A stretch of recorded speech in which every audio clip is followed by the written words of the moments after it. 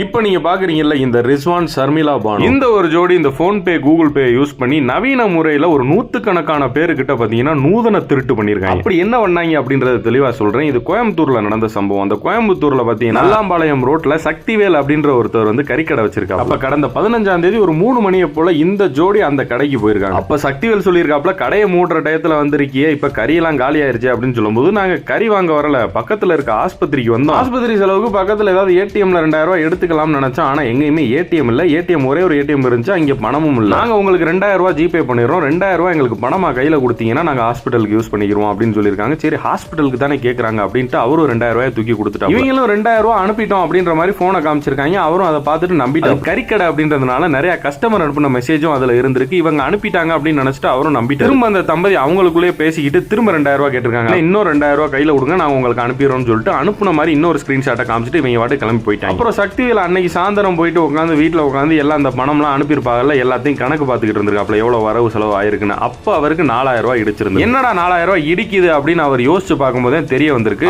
ஹாஸ்பிட்டலுக்குன்னு சொல்லிட்டு ஒரு ஜோடி வந்தாங்களே, அவங்க தான் நம்மள்ட்ட ஆட்டையை போட்டு போயிட்டாங்க ஸ்கிரீன்ஷாட்டை காமிச்சு அப்படின்னு அவருக்கு அப்பதான் புரிஞ்சு. அப்படியே விட்டா இவங்க ஊரு புறா ஏமாத்தி திருவாங்க அப்படின்னு சொல்லிட்டு இவர் போய் போலீஸ்ல கம்ப்ளைண்ட் கொடுத்துறாரு. அப்போ கோயம்புத்தூர் கவுண்டம்பாளையம் போலீஸ் என்ன பண்ணிருக்காங்க, அவரோட கடையில இருக்க சிசிடிவி ஃபுட்டேஜை வச்சு நூதன திருட்டு ஜோடியை வந்து அலேக்கா தூக்கிட்டு வந்துறாங்க. அவங்கள தூக்கிட்டு வந்து விசாரிச்சப்பதான் போலீஸுக்கே ஒரு அதிர்ச்சியான தகவல் கிடைச்சிருக்கு. என்ன அப்படின்னா, சக்திவேல் மட்டும் ஏமாறல, அந்த கறிக்கடை சக்திவேலோட சேர்த்து கிட்டத்தட்ட 112 பேர் ஏமாந்துருக்காங்க. ஏமாந்தவங்கல முக்காவாசி பேர் இந்த மாதிரி கடை வச்சிருக்காங்க. ஏன்னா ஒரு தனிநபரை போய் நீங்க ஈஸியா ஏமாத்திர முடியாது. ஏன்னா அவங்க வந்து செக் பண்ணுவாங்க பணம் ஏறிச்சா இல்லையா அப்படின்ற. ஆனா கடை அப்படிங்கும் போது நிறைய பேமெண்ட் ரிசீவ் ஆயிருக்கும். அதுல அவங்களுக்கு கன்ஃபியூஸ் ஆகும். இந்த மாதிரியே திருட்டு வேலை பண்ணி 112 பேர்ட்ட ஆட்டையை போட்டிருக்காங்க. நீ 4000 கணக்கு பண்ணீங்கன்னா எவ்வளவு வருதுன்னு பாத்துக்கிறேன். கடை வச்சிருக்க நண்பர்களே, இந்த மாதிரி பேமெண்ட்லாம் ரிசீவ் ஆயிருச்சான்றத ப்ராப்பரா செக் பண்ணுங்க. ஏன்னா உங்க பொழப்பையும் கெடுக்கிறதுக்கு இந்த மாதிரியான திருட்டு பய கூட்டமும் தெரிஞ்சுக்கிட்டு இருக்கு ஊருக்குள்ள.